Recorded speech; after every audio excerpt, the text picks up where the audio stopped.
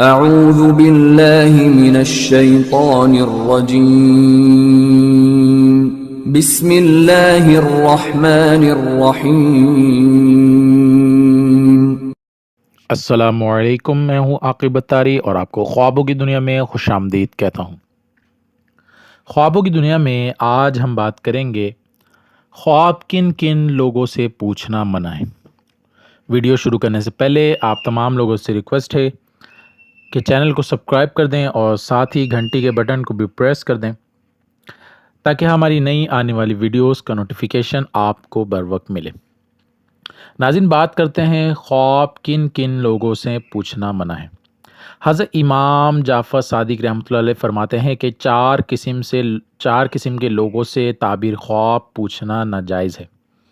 Number 1، بے دین لوگوں سے جو شریعت کے پابند نہ ہوں، کیونکہ تعبیر خواب نیک اور بابرکت لوگوں سے پوچھنی چاہیے، اور بے دین لوگ خدا کی نافرمانی کے باعث رندہ درگاہ الہی ہوتے ہیں۔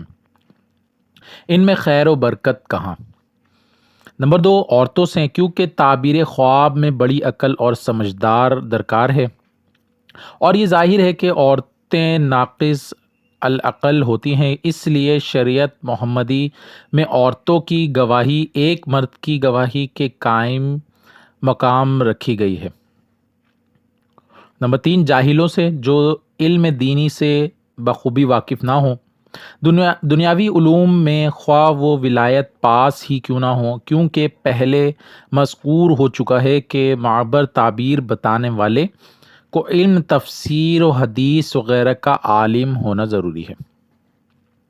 نمبر 4، دشمنوں سے، کیونکہ دشمن بھی خیر و برکت سے خالی ہوتے ہیں، نیز ان سے یہ بھی اندیشہ ہے کہ وہ خواب کی تعبیر بری بتا دیں، اور یہ ظاہر ہے کہ خواب کی تعبیر جیسی بتائی جائے گی ویسی ہی واقع ہو جاتی ہے۔ چنانچہ ارشاد باری تعالیٰ ہے، حضرت یوسف علیہ السلام جیل میں فرماتے ہیں کہ اے میرے جیل کے دونوں رفیقوں، جس بات کی تم نے مجھ سے تعبیر پوچھی ہے وہ میری تعبیر کے مطابق ہی بحکم خداوندی واقع ہو جائے گی۔